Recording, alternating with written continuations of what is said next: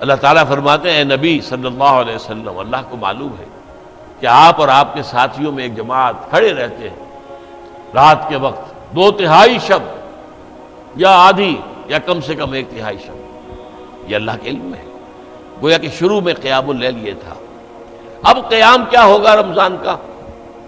رمضان مبارک کی راتوں میں نصف یا 2/3 یا 1/3 رات قرآن مجید کے ساتھ بسر کی جائے، جاگا جائے اور قرآن کو اپنے اندر جذب کیا جائے، یہ ہے قیام اللیل۔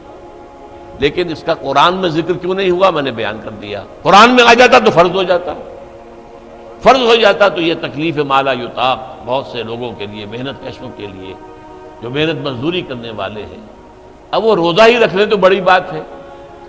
کوئی بیچارہ کسان جو ہے وہ فصل کاٹ رہا ہے، اس حال میں روزہ رکھتے ہیں، اللہ جنہیں ہمت دیتا ہے، توفیق دیتا ہے۔ یا کوئی اینٹیں ڈھو رہا ہے، روزہ، یہ روزہ ہی بہت بڑی بات ہے۔ اب آپ رات کو چاہیں کہ وہ رات کو کھڑا بھی رہے تو یہ گویا کہ ان کے اوپر بہت زیادہ زیادتی ہے، تکلیف مالا یطاق ہے، قرآن میں نہیں آیا ورنہ فرض ہو جاتا۔ اب نوٹ کیجئے، تراویح کا جو نظام آج ہمارے ہاں ہے پوری دنیا میں ہے، یہ دور نبوی میں نہیں تھا، یہ دور صدیقی حضرت ابوبکر صدیق کے دور خلافت میں بھی نہیں تھا، بلکہ بات وہی تھی جیسے کہ تہجد ہوتی ہے انفرادی طور پر، اپنے طور پر لوگ جاگتے تھے، 2/3 رات جاگتے تھے، 1/3 رات جاگتے تھے، آدھی رات جاگتے تھے، قرآن پڑھتے تھے۔ صرف ایسا ہوا کہ 3 دن آپ نے ایک موقع پر ایک مرتبہ 3 دن نماز باجماعت کرائی ہے تہجد کی رمضان میں، لیکن وہ تہجد کے وقت، عشاء کے ساتھ نہیں، تہجد کے وقت، اور اس میں 8 رکعتیں ہی پڑھی ہیں جو آپ عام طور پر تہجد میں پڑھا کرتے تھے، کیونکہ وہ تہجد ہی پڑھائی آپ نے، قیام اللیل ہی پڑھائی۔ یہ قیام اللیل، تراویح کا لفظ اپنے ذہن سے ابھی نکال دیجئے، ابھی میں بتاؤں گا تراویح کہاں سے آئی، کیسے آئی، کیوں آئی اور اس کی کیا حکمت ہے۔ لیکن حضور کے زمانے میں نہیں تھا، 3 دن صرف آپ نے نماز باجماعت پڑھائی ہے۔ چوتھے دن صحابہ انتظار کرتے رہے کہ آپ برآمد ہوں اپنے حجرے سے، کچھ کھنگارتے بھی رہے کہ شاید آنکھ لگ گئی ہے تو ہمارے آواز دینے سے اس طرح سے آپ جاگ جائیں، آپ برآمد نہیں ہوئے۔ اگلے روز صبح کو آپ نے فرمایا دیکھو اگر میں یہ مسلسل تمہیں نماز پڑھاؤں گا تو یہ تم پر فرض ہو جائے گی۔ وہی حکمت، قرآن میں آ جاتا تو فرض ہو جاتا، اور یہ بہت سے لوگوں کے لیے ناقابل برداشت ہوتا۔ حضور بھی مسلسل پڑھاتے یہ نماز تو فرض ہو جاتی، وہی جو رافت اور رحمت اللہ تعالیٰ کے دل میں ہے وہی حضور کے قلب مبارک میں ہے امت کے لیے۔ تو آپ نے کہا کہ میں نے یہ فرض تمہیں اس لیے نہیں پڑھائی باجماعت نماز مسلسل کہ کہیں فرض نہ ہو جائے۔ اب اس معاملے میں یہ جو قیام اللیل کا معاملہ ہے، اس میں حضرت حضور کے زمانے میں نہیں تھا باجماعت کوئی سوائے 3 دن کے، اور وہ بھی تہجد کے وقت، عشاء کی نماز کے ساتھ نہیں۔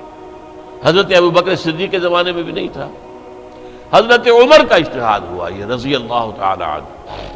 آپ ایک دفعہ گشت کرنے کے بعد مسجد میں آئے تو آپ نے دیکھا کچھ لوگ ایک کونے میں کھڑے ہیں اور کوئی حافظ صاحب ہیں وہ پڑھ رہے ہیں اور یہ سن رہے ہیں، اس لیے کہ رات کو جاگنا جو ہے وہ تو ممکن ہے، لیکن سب کو قرآن یاد تو نہیں تھا، قرآن مجید کیسے پڑھیں، پورا یاد تو نہیں ہے۔ اور آپ کو معلوم ہے ایسے چھپے ہوئے قرآن بھی اس وقت موجود نہیں تھے، عمدہ کاغذ کے اوپر اعلیٰ جلد کے ساتھ۔ تو اب یہی تھا کہ کچھ ایک حافظ صاحب یہاں کھڑے ہیں تو وہاں ان کے پیچھے کچھ لوگ کھڑے ہو گئے سن رہے، کوئی کسی اور کونے میں ہے، تو حضرت عمر نے فرمایا کیوں نہ انہیں ایک ہی امام کے پیچھے جمع کر دیا جائے۔ لہذا آپ نے فیصلہ کیا کہ اب 20 رکعت نماز عشاء کے فوراً بعد، اس میں جاگنے کا معاملہ وہ نہ آئے، 2/3 رات جاگنا، 1/3 رات جاگنا نہیں، عشاء کے رات 20 رکعت، عشاء کے بعد زیادہ سے زیادہ 1 گھنٹہ لگے گا، اس سے بھی کم لگتا ہے 50 منٹ 40 منٹ، یہ تو ہر شخص برداشت کر سکتا ہے۔ تو گویا کہ اصول کیا ہوا کہ ما لا یدرک کلہ لا یترک کلہ، اگر کوئی چیز بتمام و کمال حاصل نہیں کی جا سکتی تو اسے بالکل چھوڑ نہیں دینا چاہیے، کچھ جو بھی حاصل ہو سکتا ہے وہ لے لینا چاہیے۔ اس حکمت کے تحت حضرت عمر کا یہ فیصلہ ہے، ورنہ اصلاً صیام اور قیام یہ بالکل متوازی دونوں چیزیں ہیں۔ وہ حدیث آپ نے سنی ہوگی، حضور نے فرمایا من صام رمضان ایمانا و احتسابا غفر له ما تقدم من ذنبه، جس نے رمضان کے روزے رکھے ایمان کے ساتھ اور اللہ سے اس کا اجر مانگتے ہوئے، اجر طلب کرتے ہوئے، اس کے پچھلے سارے گناہ معاف ہو جائیں۔ وَمَنْ قَامَ رَمَضَانَ ایمانا وَاحْتِسَابًا غُفِرَ لَهُ مَا تَقَدَّمَ مِنْ ذَنبِهِ، اور جو رمضان میں کھڑا رہا، رات کو جاگتا رہا ایمان اور احتساب کے ساتھ، اس کے بھی پچھلے سارے گناہ معاف ہو جائیں۔ ایک اور حدیث ہے، بہت پیاری ہے، یہ حضرت عبداللہ ابن عمرو بن العاص رضی اللہ تعالیٰ عنہما سے ہے۔ وہ فرماتے ہیں کہ حضور نے ارشاد فرمایا الصیام والقرآن یشفعان للعبد، روزہ اور قرآن بندے کے حق میں شفاعت کریں گے قیامت کے دن۔ یقول الصیام، روزہ یہ کہے گا اے رب، اے پروردگار، منعتہ الطعام والشہوات بالنہار، میں نے تیرے اس بندے کو دن کے وقت کھانے پینے سے روکے رکھا، قضاء شہوت سے روکے رکھا، حالانکہ بیوی موجود تھی اور اس کے لیے حلال راستہ موجود تھا، لیکن رکا رہا، کیوں؟ میری وجہ سے کہ روزہ ہے، تو میری شفاعت اس کے حق میں قبول فرما۔ وَيَقُولُ القرآن، قرآن کیا کہے گا؟ مَنَعْتُهُ النَّوْمَ بِاللَّيْلِ، میں نے اسے رات کے وقت سونے سے روکے رکھا، فَشَفِّعْنِي فِيهِ، تو میری شفاعت اس کے حق میں قبول فرما۔ فَيُشَفَّعَانِ، حضور فرماتے ہیں دونوں کی شفاعت قبول کی جائے گی۔ اب سوال یہ ہے کہ اس تراویح کی نماز میں کتنی کچھ رات کو آپ کا جاگنا ہو جاتا ہے؟ آج کل 11 ساڑھے 11 سے پہلے کچھ ہوتا ہے؟ عام طور پر تو 12 بج جاتے ہیں۔ یہ عشاء کی نماز کے ساتھ اگر اضافی آپ 1 گھنٹے جاگ دیے تو کیا یہ منعتہ النوم باللیل اس کے مصداق بن گیا؟ نہیں، یہ چیز اصل میں حضرت عمر کا اجتہاد ہے، اور چونکہ ہمیں حکم ہے علیکم بسنتی و سنت الخلفاء الراشدین المہدیین، اے مسلمانوں تم پر لازم ہے میری سنت کا اتباع اور میرے خلفائے راشدین المہدیین کی سنت کا اتباع۔ لہذا اہل سنت والجماعت کے جو چاروں مسلک ہیں ان میں تراویح کا یہ نظام ہے۔ اہل حدیث حضرات اس کو نہیں مانتے، 20 کی بجائے 8 پڑھتے ہیں، حضور سے 8 ثابت ہے، یہ صحیح ہے، حضور سے 8 ہی ثابت ہے، کہ حضور سے تو پھر صرف 3 دن کی ثابت ہے، یا تو پھر پورا اگر حدیث پر عمل کرنا ہے تو یہ پورے رمضان میں تراویح پڑھنا آپ کے لیے درست نہیں ہوگا، پھر 3 دن پڑھائیے صرف، باقی انفرادی پڑھیں لوگ۔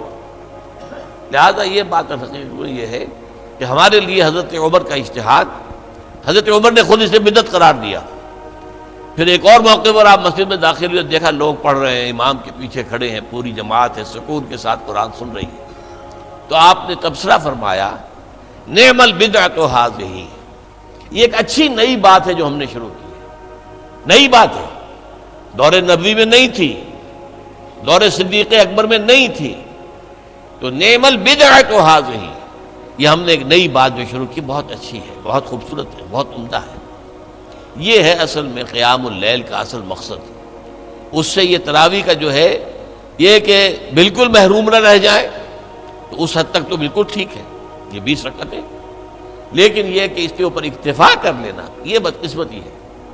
اس میں خیر تو یہ مضمر ہوا کہ سب مسلمان کچھ نہ کچھ تو مستفید ہو گئے نا، ورنہ سب رات کو 2/3 آدھی یا 1/3 رات جاگنا مشکل ہو جاتا، کچھ نہ کچھ تو سب کو حاصل ہو گیا۔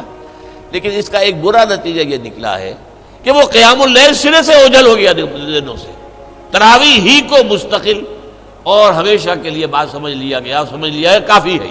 نہیں بھائی، یہ تو کم سے کم ہے، یہ حضرت عمر کا مقرر کردہ نظام تمام لوگوں کے لیے ہے، لیکن جو لوگ روزے کی برکات سے اور رمضان کی برکات سے صحیح طور پر مستفید ہونا چاہیں ان کے لیے یہ کہ رات کا تہائی یا آدھا یا 2/3 رات جا کر گزاریں۔ اب اس کا طریقہ کیا ہو؟ اب ہمارے ہاں کیا ہے، وہ 20 تراویح جو پڑھتے ہیں، وہ قاری صاحب یا حافظ صاحب جو سناتے ہیں، وہ لوگوں کو کیا پتہ کیا انہوں نے سنا، کیا انہوں نے پڑھا۔ اکثر و بیشتر تو پڑھنے والے کو پتہ نہیں ہوتا میں کیا پڑھ رہا ہوں۔ اکثر تراویح پڑھانے والے جو ہے حافظ ہوتے ہیں، عالم نہیں ہوتے، حافظ ہیں، وہ الفاظ جو قرآن کے وہ تو یاد کیے ہوئے ہیں، ان کا مفہوم تو انہیں معلوم نہیں ہے، وہ فارغ التحصیل تو نہیں ہے، عالم تو نہیں ہے، عربی زبان تو انہوں نے نہیں پڑھی ہے۔ اب یہ جو ہے تو اس سے یقیناً وہ ایک تقاضا پورا ہو گیا، حضرت عمر کے فیصلے پر عمل بھی ہو گیا، اس کا ثواب بھی لازماً ملے گا، لازماً ملے گا، لازماً ملے گا۔ ایک آدمی ہے وہ 20 رکعتیں پڑھ رہا ہے، قرآن سن رہا ہے، اس نے اپنا وقت لگایا ہے، قوت سے صرف کر رہا ہے، اور اپنی طاقت لگا رہا ہے تو یقیناً ثواب ملے گا، لیکن وہ قرآن اور رمضان کی اصل برکت وہ اس کو حاصل نہیں ہو سکتی۔ وہ تو یہ کہ سمجھ کر سنے، پڑھنے والا بھی وہ ہو جو سمجھ کر پڑھ رہا ہو، اور سننے والے بھی وہ ہو کہ جو کچھ سنے وہ سمجھے۔